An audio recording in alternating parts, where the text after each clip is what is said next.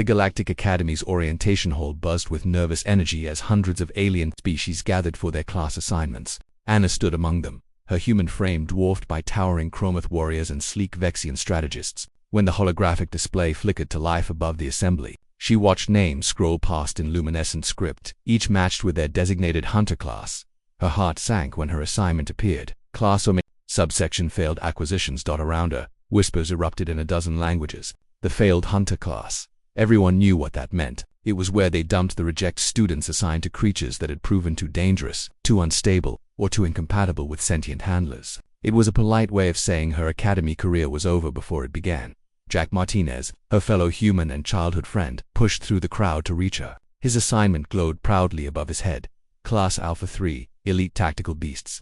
Anna, I'm so sorry, he said, genuine concern etching his features. Maybe you can request a transfer. She shook her head, forcing a smile. It's fine. I'll figure it out. But she didn't feel fine. Humans had only been part of the galactic community for 3 generations. Every failure reflected on their entire species. She couldn't afford to quit. The failed acquisitions facility sat on the edge of campus, a reinforced structure that looked more like a prison than a training ground. Inside, containment fields hummed with barely restrained power. Anna's assigned creatures were a nightmare roster, a void serpent that had killed its last 4 handlers, a rage-class titan that refused all commands, a shadow stalker deemed psychologically incompatible with pack dynamics, and 3 others equally notorious. The facility director, a grizzled thornback named Crix, handed her a neural whip, standard equipment for forcing compliance.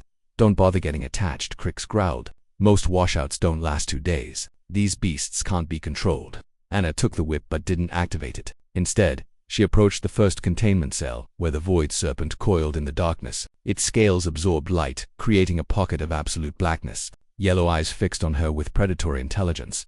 Every instinct screamed at her to run. Every lesson taught her to dominate first, establish hierarchy through force. Instead, Anna sat down cross-legged outside the barrier. Hey, she said quietly. I know you're angry. I would be too. The serpent didn't move, but its eyes tracked her with curiosity rather than hunger.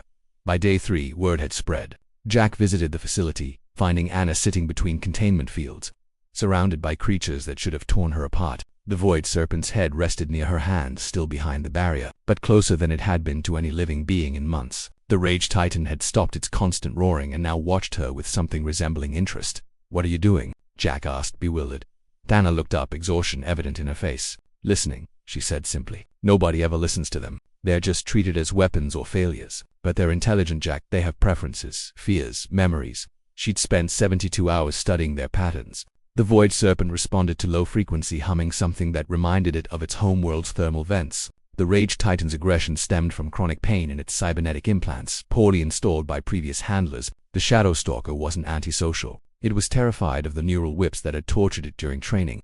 That's not how hunting works, Jack protested. You need to establish dominance. Show them I'm their master, Anna interrupted, or show them I'm their partner. By week's end, the impossible had occurred. The Academy's senior instructors gathered at the failed acquisitions facility after receiving reports they'd dismissed as sensor malfunctions. What they witnessed defied every principle of xenozoology they'd established over millennia. Anna stood in the training arena, barriers deactivated, surrounded by 7 of the most dangerous creatures in captivity. The void serpent coiled protectively around her shoulders. The rage titan knelt at her side, finally free of its malfunctioning implants thanks to Anna's insistence on medical intervention. The shadow stalker and the others formed a perimeter, not as guards but as companions.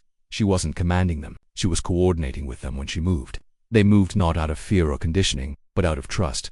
Director Crix stood beside Jack, his species equivalent of speechlessness evident. In 40 years, he whispered, I've never seen anything like this. Jack watched his friend demonstrate a complex tactical maneuver, her failed monsters executing it with precision that would shame most elite classes. Pride swelled in his chest, mixed with humility. He'd pitied her assignment. He'd been so wrong. Hannah had done something revolutionary. She'd asked a simple question that had never occurred to the galactic civilization. What if monsters weren't broken tools waiting to be fixed? What if they were thinking beings waiting to be understood? The demonstration concluded with Anna standing before the assembly of instructors, her creatures arrayed behind her in perfect formation. The void serpent raised its head, not in aggression but in pride for its human partner. Class Omega-7 requests reclassification, Anna stated formally, though her voice carried an edge of defiance. We prefer to be called the Empathy Corps. Silence stretched across the arena. Then, slowly, one instructor began to applaud. Another joined. Within moments the sound echoed off the reinforced walls. Jack approached as the gathering dispersed, shaking his head in amazement. You know, this is going to change everything, right? The entire Academy's approach to creature handling. Anna smiled, scratching behind the Rage Titan's auditory ridge spot she'd learned it loved. Good. Maybe next time someone gets assigned to the failures, they'll realize they're exactly where they're supposed to be. The Void Serpent hummed in agreement, the sound resonating through dimensions only it could perceive. In that moment, Anna understood something profound. Humans hadn't earned their place in the galactic community through strength or technology. They'd earned it through their unique capacity for empathy, the ability to see partnership where others saw only tools, and that, she thought, was the most human thing of all.